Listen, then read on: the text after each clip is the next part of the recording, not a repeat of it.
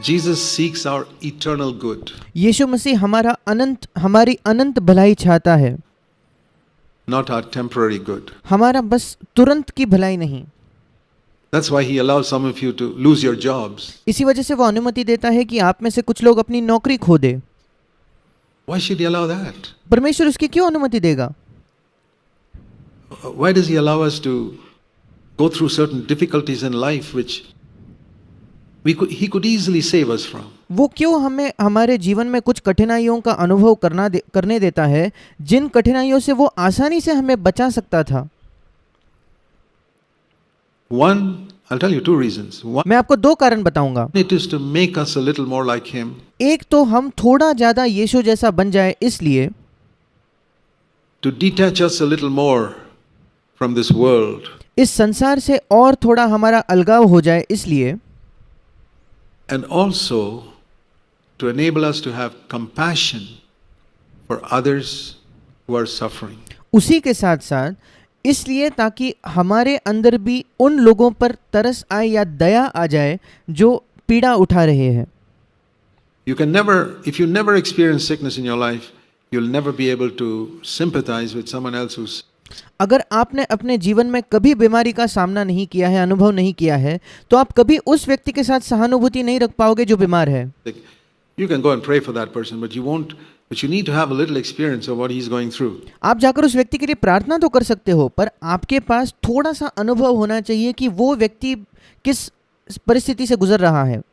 For example, when the Lord doesn't answer your prayer immediately, you pray and pray and pray and pray for something a number of days. उदाहरण के तौर पर अगर प्रभु आपके प्रार्थना का जवाब तुरंत नहीं देता और आप किसी विषय में प्रार्थना करते रहते हो कई दिनों तक, Nothing happens. You can understand. और फिर कुछ नहीं होता, तब आप समझ पाओगे Someone else is going through who's probably prayed for something for 6 months.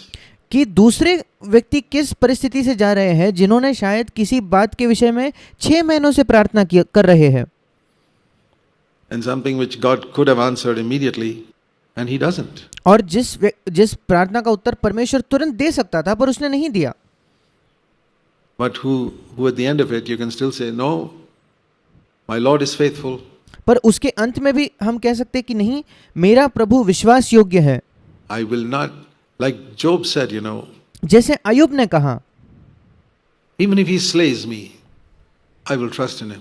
यद्यपि वो मेरा घात क्यों ना कर दे, मैं उसमें आशा करूंगा, मैं उसमें भरोसा करूंगा। What a verse that is. Let me turn you to book of Job and see something वो एक क्या ही अद्भुत वचन है। आइए हम निकालेंगे अय्यूब की पुस्तक interesting that he said over there. और देखेंगे वहां अय्यूब ने कुछ दिलचस्प कहा। Job 13 and verse 15. अय्यूब 13 उसका 15 वचन। That's a great verse. ये एक अद्भुत वचन है For a man who had no Bible, एक ऐसे मनुष्य के लिए जिसके पास बाइबल नहीं थी, no Holy Spirit, उसके पास पवित्र आत्मा नहीं था, no fellowship, संगति नहीं थी, no meetings, कोई सभाएं नहीं थी, for him to say something like this, उसके लिए ऐसा कुछ कहना, even if he slays me, Job 13:15, अय्यूब 13:15, वो मुझे घात करेगा तो भी I will hope in him.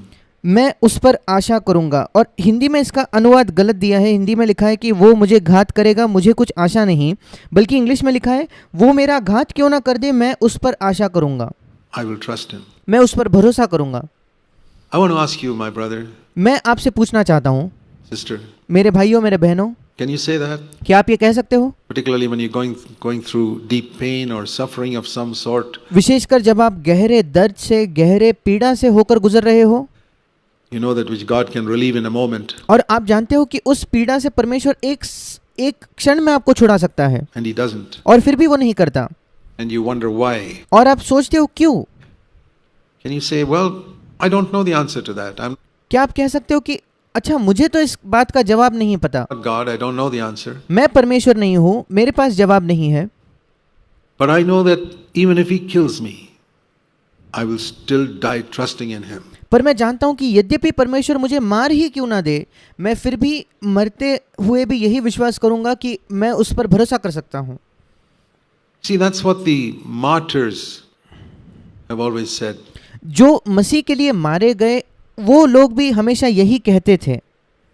See, the difference between John the Baptist, who was the greatest prophet, और यूहन्ना बपतिस्मा देने वाला जो सबसे महान भविष्यद्वक्ता था, उसमें और दूसरों में अंतर।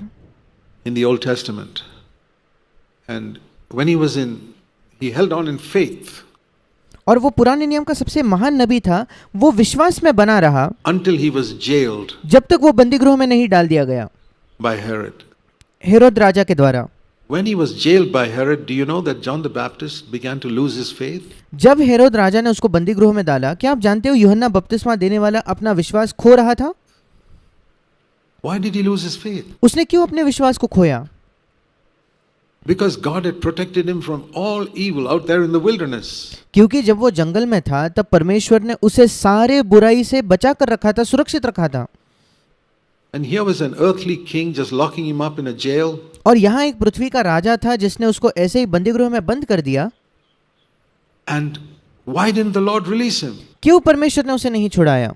That's the question in John the Baptist's mind. यूहन्ना बपतिस्मा देने वाले के मन में यही एक प्रश्न था।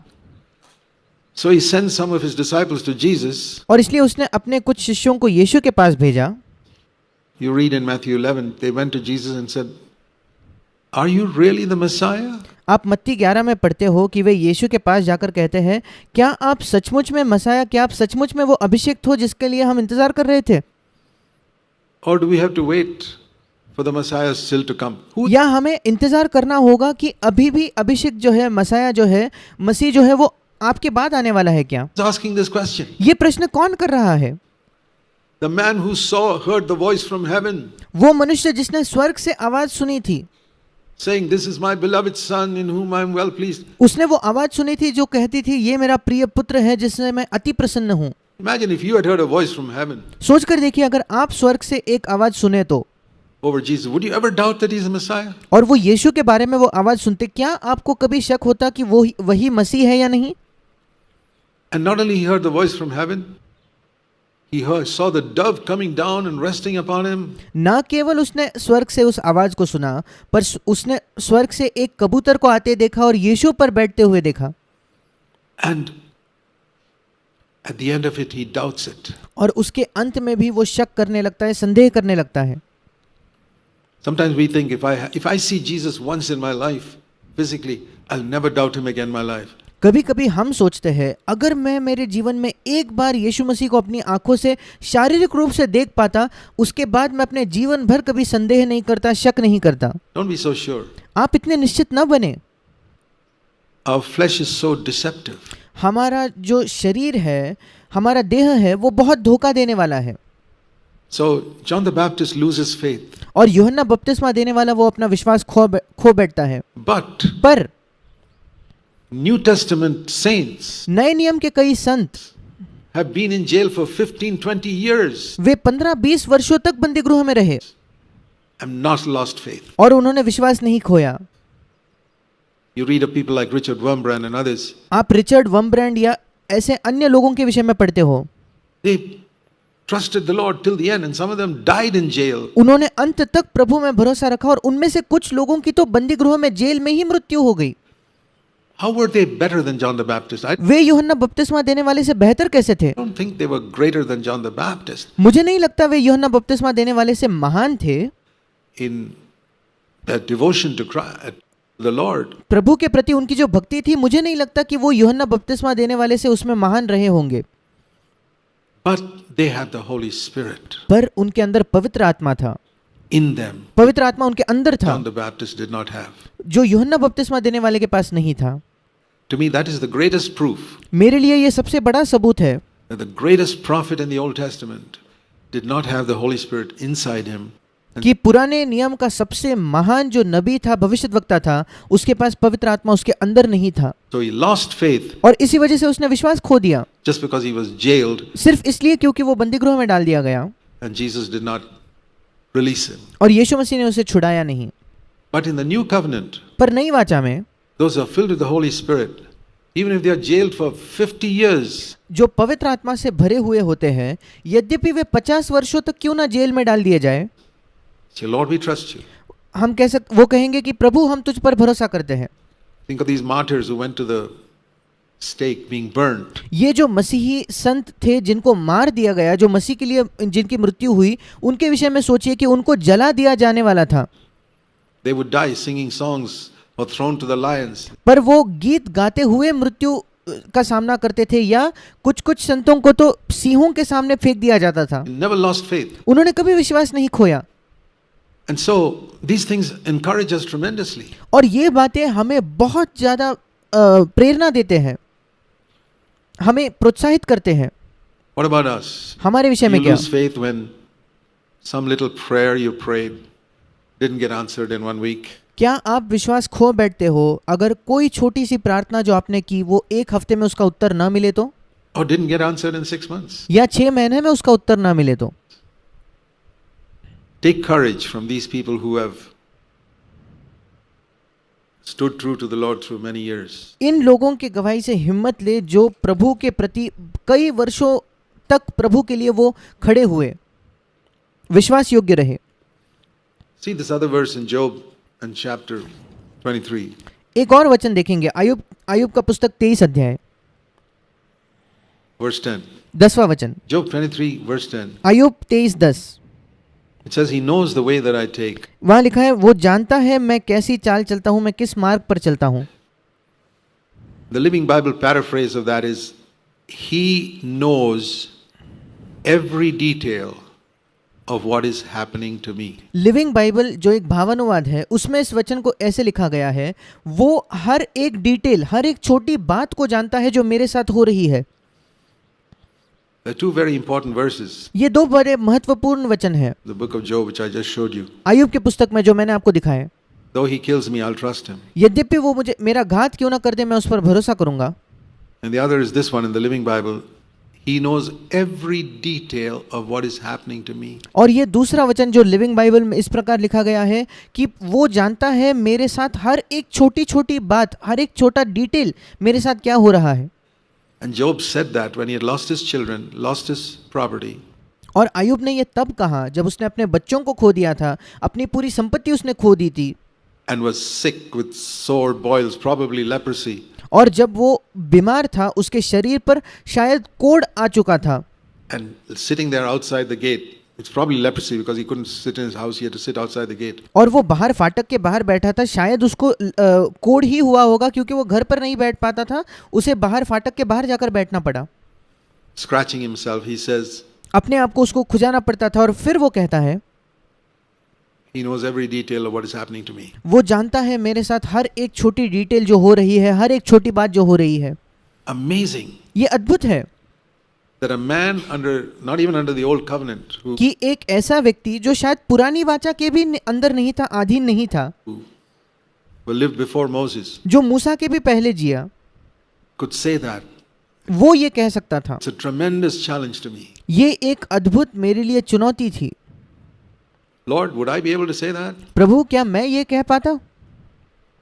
If I lost all my children and lost all my property and my अगर मैं अपने सारे बच्चों को खो देता, अपनी सारी संपत्ति खो देता तो, money, and on top सारा of that I पैसा, got leprosy, और उससे भी ऊपर अगर मुझे कोढ़ हो जाता तो, and I'm put outside और मुझे बाहर डाल दिया जाए तो, where people don't want to talk to me, और जहाँ लोग मुझसे बात भी नहीं करना चाहे तो, and I sit there scratching myself and say, और वहाँ मैं बैठकर अपने आप को खुजा रहा हूँ, और तब मैं कहता हूँ my Lord knows every detail of what is happening to me. मेरा प्रभु जानता है मेरे साथ हर एक छोटी बात क्या हो रही है। वो How little it takes for us to question God, हमें कितनी छोटे से उकसाने की जरूरत पड़ती है, और तब हम प्रभु को प्रश्न करने लगते हैं, to doubt Him, हम उस पर शक करने लगते हैं, छोटी सी बात पर to complain. हम शिकायत करने लगते हैं। When we have these great examples of men in the Bible जब हमारे पास बाइबल के इन महान मनुष्यों का उदाहरण है who went through, even in the Old Covenant, who went through much more, जो पुरानी वाचा में भी इन सारी बातों से भी हमसे कितना अधिक उन्होंने सहा, and said they would trust Him. और तब भी उन्होंने कहा कि वे उस पर भरोसा करेंगे। And the wonderful thing is in the New Covenant, it's a step further. पर अद्भुत बात तो ये है कि नई वाचा में तो एक कदम इससे भी आगे जाता है, Than Job 23:10. Job आयुब 23:10 से भी एक कदम आगे। 23:10 only says, He knows every detail of what is happening to me. आय्यूब 23:10 केवल यही कहता है कि परमेश्वर जानता है मेरे साथ हर एक छोटी बात जो हो रही है, हर एक छोटा डिटेल जो हो रहा है। But Romans 8:28 says, He makes those details work for our good. पर रोमियो 8:28 कहता है कि वो सारी छोटी बातों को मिलकर हमारे लिए भलाई को उत्पन्न करता है। That Job did not know. ये बात आय्यूब नहीं जानता था। Job only said, God knows पर आय्यूब ने केवल यही कहा, परमेश्वर जानता है, everything happening to me. हर एक चीज जो मेरे साथ हो रही है वो जानता है। That itself is a tremendous comfort. वो अपने आप में एक बड़ा सांत्वन है To know that my Heavenly Father knows every detail of what is happening. ये जानना कि मेरा स्वर्गीय पिता हर एक छोटी बात जानता है जो मेरे साथ घट रही है, जो मेरे साथ हो रही है। But imagine the greater comfort it is पर कल्पना करके देखिए, इससे भी बड़ा सांत्वना तो ये है when you realize that He's making those very things which appear to be harmful जब आप इस बात को समझते हो कि परमेश्वर उन सारी बातों को लेकर जो दिखने में तो हमारे लिए ऐसा लगता है कि ये हानिकारक है, to work for our good. पर उनसे भी वो हमारे लिए भलाई को उत्पन्न कर रहा है। Romans 8:28. रोमियो 8:28। We know. हम and it's a जानते very हैं, important statement. और ये बड़ा महत्वपूर्ण कथन है। It's not, don't start with God causes all things to work together for good. That is what many people say. इसकी शुरुआत ऐसे न करे कि परमेश्वर सब बातें मिलकर भलाई ही को उत्पन्न करता है। कई लोग ऐसे कहते हैं, इस वचन की शुरुआत ऐसे करते हैं। It's right. वो सही तो है, But you should be able to say, I know. That's how it begins. पर आप ये कहना आपको चाहिए कि आप ये कह सको कि हम जानते हैं, मैं जानता हूं। उस वचन की शुरुआत ऐसे होती है, I know. It's a confession of faith. मैं जानता हूं, ये एक विश्वास का अंगीकार है। I know that God causes everything to work for good मैं जानता हूं कि परमेश्वर उन सब बातों को मिलकर भलाई ही को उत्पन्न करता है to those who love Him and who are called according to His purpose. उन लोगों के लिए जो परमेश्वर से प्रेम रखते हैं और उसकी इच्छा के अनुसार बुलाए हुए हैं। And that purpose is mentioned in verse 29. और उसकी इच्छा या उसका उद्देश्य जो है वो 29 वचन में लिखा गया है, That we might be conformed to the image of God's Son. कि हम परमेश्वर के पुत्र के स्वरूप में बन जाए। That is the good. The good is not that I get a better job or marry a better girl or boy. वो वास्तविक भलाई है। भलाई ये नहीं कि मैं एक बेहतर नौकरी पाऊँ, मैं एक अच्छे लड़के अच्छे लड़की से मेरा विवाह हो जाए, Or get more money. या मैं ज़्यादा पैसा पाऊँ।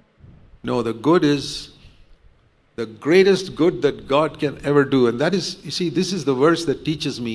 नहीं, भलाई ये है जो सबसे बड़ी भलाई जो परमेश्वर कभी कर सकता है, और ये एक वचन है जो मुझे ये सिखाता है। On Romans 8:28 and 29, रोमियो 8:28-29 मुझे ये सिखाता है that when God talks about good, कि जब परमेश्वर भलाई की बात कर रहा है, doing good to me, मुझे मेरे विषय में भलाई करने के विषय में जब वो कहता है, He's not talking about increasing my salary. वो मेरी तनख्वाह बढ़ाने के विषय में बात नहीं कर रहा, He's not even talking about healing me. वो मुझे चंगा करने के विषय में भी बात नहीं कर रहा, He's not talking about giving me a better house मुझे एक बेहतर घर देने के बारे में नहीं, or many of you a better marriage partner. या आप में से कईयों के लिए एक बेहतर जीवन साथी के लिए भी नहीं। No. नहीं, He is talking about making us like Jesus Christ. वो बात कर रहा है हमें यीशु मसीह जैसे बनाने के बारे में। God says that is the greatest good that I can do to any human being. और परमेश्वर कहता है ये सबसे बड़ा, सब सर्वश्रेष्ठ भलाई है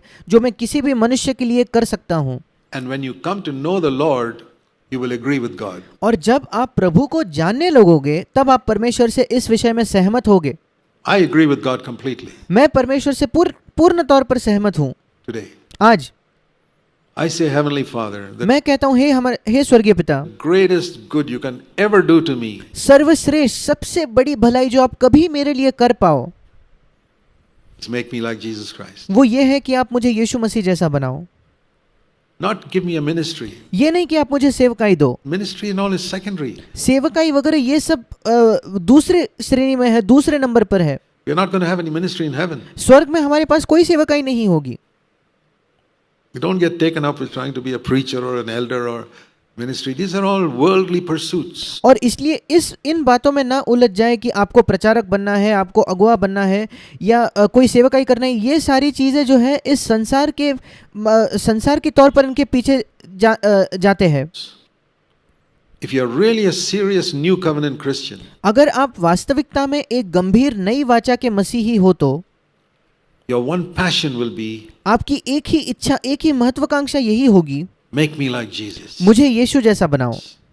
That is the greatest good that God Almighty can do to you. ये सबसे महान भलाई, सबसे उत्कृष्ट, सबसे सर्वश्रेष्ठ भलाई है जो परमेश्वर आपके लिए कर सकता है।